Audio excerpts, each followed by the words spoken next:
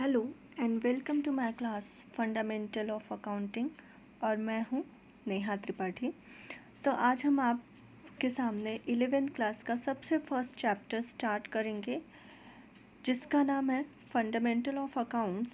11th class commerce का base है और अगर यहाँ हमारे सारे कंसेप्ट क्लियर हो जाते हैं तो जो भी आप इन फ्यूचर करेंगे, चाहे वो सीए हो, एमबीए हो, चाहे कॉमर्स की कोई और प्रोफेशनल डिग्री हो, आपको कोई भी प्रॉब्लम नहीं होगी। इसलिए आपको ये चाहिए कि हम जब 11th में हैं तभी हम कॉमर्स के रिलेटेड, अकाउंटिंग के रिलेटेड सारे जो कंसेप्ट हैं वो क्लियर कर लें। सो आइए आज हम इसी मोटिव के साथ स्टार्ट करते हैं अपने सबसे पहले टॉपिक को, फंडामेंटल ऑफ अकाउंटिंग। तो आगे हम देखते हैं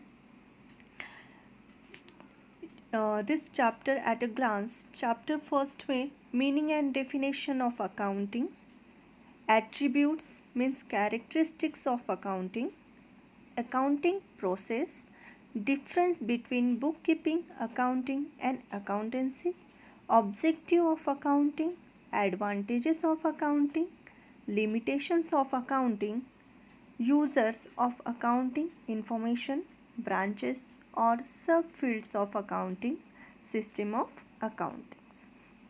So now let we start meaning and definition of accounting. अब accounting का meaning या definition क्या है? So here we say accounting is an art of recording, classifying and summarizing in a significant manner and in terms of money, transaction and events which are of a financial character and interpreting the result thereof. So हम ये जो accounting है उसको एक art भी बोल सकते हैं। जैसे हर आर्ट की तरह एक आर्ट होता है रिकॉर्ड करने का, कोई भी जो डेटा है उसको क्लासिफाई करना है, समराइज करना है, और वो सिंपली वैसे समराइज नहीं करना है बल्कि significant manner and in terms of money. Terms of money is very important. So here we say characteristics of accounting. So characteristic of accounting क्या है? Transactions and events that are of financial character are recorded, and transactions are recorded in terms of money. जो ये transactions है, transactions means जो हम कुछ कोई चीज़ खरीदते हैं, कोई चीज़ बेचते हैं, तो इसको जो ये व्यवहार होता है एक दूसरे से, इसको बोला जाता है ट्रांजैक्शंस. और ये ट्रांजैक्शंस ये फाइनेंशियल ट्रांजैक्शंस होते हैं और इसको किस वे में रिकॉर्ड किया जाता है? Recorded in terms of money. Now functions of accounting. Functions of accounting में रिकॉर्डिंग. रिकॉर्ड करना मतलब किसी चीज़ का हम कहीं ना कहीं जाके हम उसका नोट रखते हैं. जैसे कि हम हमारे मोबाइल फ़ोन में एक सिस्टम होता है, एक एप्लीकेशन होता है नोट्स का, जहाँ पे जाके हम लोग क्या करते हैं, बहुत सारे हमारे डेबिट कार्ड्स होते हैं, क्रेडिट कार्ड्स होते हैं, उसके बाद मोबाइल फ़ोन का कुछ पासवर्ड होता है, हमारे जीमेल का कोई पासवर्ड होता है, हम वहाँ पे जाके वो सेव करते हैं, रिकॉर्ड करते हैं, ताकि हम उसको इन फ्यूचर हमें कभी कभी देखे ध्यान नहीं रहता तो हम वो नोट्स में जाके वहाँ पे देखते हैं. तो रिकॉर्डिंग एक बहुत ही अच्छा वे है. तो recording is a process in which transaction are recorded in the books of original entries. और ये रिकॉर्डिंग है जहाँ पे ट्रांजैक्शंस रिकॉर्ड किए जाते हैं और ओरिजिनल एंट्रीज मतलब जैसे जब व्यवहार हुआ, जब एक दूसरे से व्यवहार हुआ, और वही एंट्री हम जर्नल बुक में करते हैं और वो जो बुक है उसको जर्नल बुक कहा जाता है. देखिए हम बहुत कई शॉप में जाते हैं तो आज तो हमारे पास कंप्यूटर्स है, लैपटॉप है, हमारे पास मोबाइल फ़ोन है, तो हम वहाँ पे हम एक्सेल शीट में सारी एंट्रीज करते हैं. लेकिन पहले के टाइम में क्या होता था कि जो भी ये प्रोसेस होती थी, जो भी ट्रांजैक्शंस होते थे, वो एक बुक में रिकॉर्ड किया जाता था और उस बुक को बोलते थे journal book. And journal book is subdivided into subsidiary books according to the number of transaction of particular category. और ये जर्नल बुक के कुछ सब डिवाइडेड एंड सब्सिडरी बुक्स हैं। उनके नाम क्या है, आगे देखिए। First is cash book, purchase book, purchase returns book, sales book, sales return book, bills receivable book, bills payable book. Now cash book to record cash and bank transaction। और cash book में क्या किया जाता है, cash book में वो transactions record होते हैं जो कैश, मतलब आपने मुझसे सामान खरीदा और आपने उसके बदले मुझे कैश दी, या मैंने आपसे कुछ सामान खरीदा है, बेचा है, उसके बदले मैंने आपसे पैसे लिए हैं या आपने मुझे पैसे दिए हैं, उसे बोला जाता है कैश ट्रांजैक्शन। और जो ट्रांजैक्शन चेक से होता है उसे हम बैंक ट्रांजैक्शंस कहते हैं। एंड कैश बुक में भी single column cash book, 2 column cash book और 3 कॉलम कैश बुक, ये 3 वे से आप देख सकते हैं। नाउ समराइजिंग, समराइजिंग में क्या आता है, summarising is presenting the classified data in a form that is understandable and useful to users of accounting information। Summarising में जो डेटा है उसको इस मैनर में प्रेजेंट किया जाता है यूज़र्स के सामने कि जो उनके लिए समझने में और यूज़ करने में बहुत ही यूज़र फ्रेंडली होना चाहिए, इसे बोला जाएगा summarising. It means preparation of trial balance leading to preparation of financial statement, that is trading and profit and loss account and balance sheet।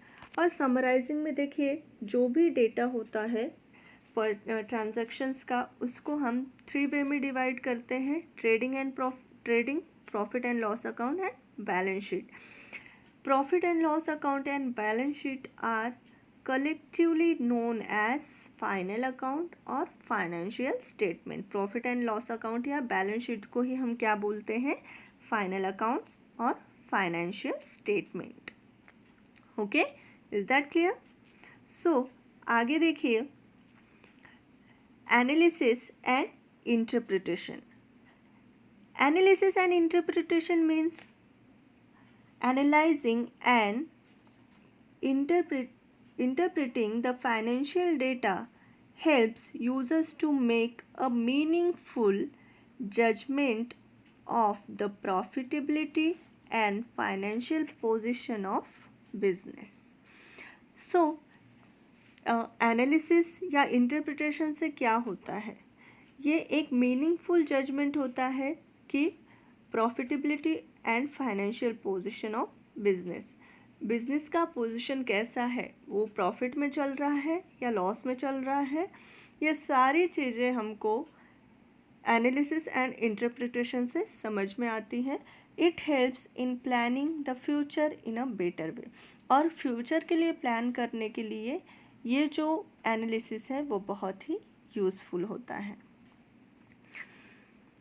So now Communication, it involves communicating the financial statement to the various users, that is management and other internal and external user। Means finally the accounting function is to communicate the financial data to the users। ये जो communicating accounting का जो function होता है, ये क्या होता है, financial data communicate with the users को हमारे फाइनेंशियल इंफॉर्मेशन क्या है, हमारी कंपनी की ग्रोथ क्या है, सब चीज़ों के बारे में ये सिस्टम यूज़र्स को बताता है। नाउ अकाउंटिंग प्रोसेस कैसे, वो साइकिल कैसे चलता है वो देखिए। फाइनेंशियल ट्रांजैक्शंस और इवेंट्स। फाइनेंशियल ट्रांजैक्शंस जो हम एक दूसरे के साथ, एक फर्म दूसरे के साथ, कस्टमर जो है वो जो सेल्समैन है उनके साथ, ये सब जो साइकिल है वो किस तरह से चलती है। फाइनेंशियल ट्रांजैक्शन और इवेंट्स इसमें रिकॉर्डिंग किस वे में किया जाता है? जर्नल बुक पहले ही आपको बताया गया है, वो कैश बुक हो सकता है, परचेस बुक, सेल्स बुक। अगर आपने कोई भी ट्रांजैक्शन इन कैश में किया है तो वो कैश बुक में रिकॉर्ड होगा। अगर आपने कोई सामान खरीदा है तो वो परचेस बुक में लिखा जाएगा। आपने कोई सामान अपने फर्म से बेचा है तो वो सेल्स बुक में, परचेसेस रिटर्न्स बुक। अगर आपने कोई भी सामान बेचा है और उसके बाद बाय डिफ़ॉल्ट कुछ भी मतलब कमी की वजह से अगर वो सामान आपके पास रिटर्न आ जाता है तो वो परचेसेस, अगर आपने कोई सामान खरीदा है और उसमें आपको कोई फॉल्ट दिखता है, आप उसको रिटर्न करते हैं तो वो हो जाएगा परचेस रिटर्न बुक में। जिस तरह से आपने कोई सामान सेल्स किया है, बेचा है, तो आप उस सामान को लेके अगर सामने वाले के मन में कोई भी शक है तो आपको वो अगर रिटर्न करता है वो आएगा सेल्स रिटर्न बुक में। बिल्स पेबल मतलब आपने कितना अमाउंट किसी फर्म को देना है, और बिल्स रिसीवेबल में आपको कितना अमाउंट किसी से लेना है, और जर्नल प्रॉपर, ये सारी चीज़ों की एंट्री इसमें की जाती है। Now classifying posting into ledger, और ये सारी एंट्रीज के बाद आप क्या करते हैं? लेजर बनाने के लिए ये सारे डेटा को क्लासिफाई करते हैं। नाउ समराइजिंग में आपने पहले ही देखा कि ट्रायल बैलेंस आता है, जिसमें trading and profit and loss account and balance sheet, इसको ही हमने पहले क्या देखा, इसको ही क्या बोलते हैं? कौन सा स्टेटमेंट बोलते हैं? फाइनेंशियल स्टेटमेंट बोलते हैं। Very good. Analysis and interpretation, अब ये सारी चीज़ें होने के बाद, फाइनेंशियल ट्रांजैक्शन इवेंट्स होने के बाद उसको रिकॉर्ड किया जाता है, फिर उसको क्लासिफाई किया जाता है, उसके बाद उसे समराइजिंग किया जाता है। समराइज करने के बाद उस पर एनालिसिस और इंटरप्रिटेशन किया जाता है, और इंटरप्रिटेशन करने के बाद वो जो डेटा है वो यूज़र्स के लिए कम्युनिकेटिंग टू द यूज़र्स के सामने ये सारा डेटा जो है वो प्रेजेंट किया जाता है। इसीलिए अकाउंटिंग को क्या बोलते हैं? Accounting is the process of identifying, recording, classifying, summarising, interpreting and communicating financial information relating to an organization to the interested users for judgment and decision making। तो किसी भी फर्म के बारे में, उसके सिस्टम के बारे में, फाइनेंशियल पोजीशन के बारे में हमें अकाउंट्स, उस फर्म की अगर हम अकाउंट्स चेक करते हैं तो हमें पता चलता है कि पोजीशन ऑफ द फर्म, वो पोजीशन, उसकी पोजीशन कैसी है, फ्यूचर में हम उसके साथ किस तरह से ट्रांजैक्शंस कर सकते हैं, ये सारी चीज़ें हमको पता चलती है। नाउ कैरेक्टरिस्टिक्स ऑफ अकाउंटिंग हमने देखा, जिसमें आइडेंटिफिकेशन है, मेजरमेंट है, रिकॉर्डिंग है, क्लासिफाइंग है, समराइजिंग है, analysis and interpretation and communication. अब इस सब चीज़ों को देखते हुए ऑब्जेक्टिव क्या हो सकते हैं अकाउंटिंग के? तो हम ये बोल सकते हैं, to maintain systematic and complete record of business transaction. अगर हम किसी भी फर्म के लिए, किसी भी बिजनेस के लिए हम एक सिस्टमैटिक एंड कंप्लीट रिकॉर्ड बना सकते हैं, रिकॉर्ड मेंटेन कर सकते हैं। And to ascertain the profit earned और loss incurred during a particular accounting period, एक पर्टिकुलर अकाउंटिंग पीरियड में उस कंपनी को, उस फर्म को क्या प्रॉफिट हुआ या लॉस हुआ, ये सारी चीज़ें हम वहाँ पे देख सकते हैं। And to ascertain the financial position of business की फाइनेंशियल पोजीशन क्या है, वो प्रॉफिट में है, लॉस में है, ये सारी चीज़ें हमको वहाँ पे देख सकती है।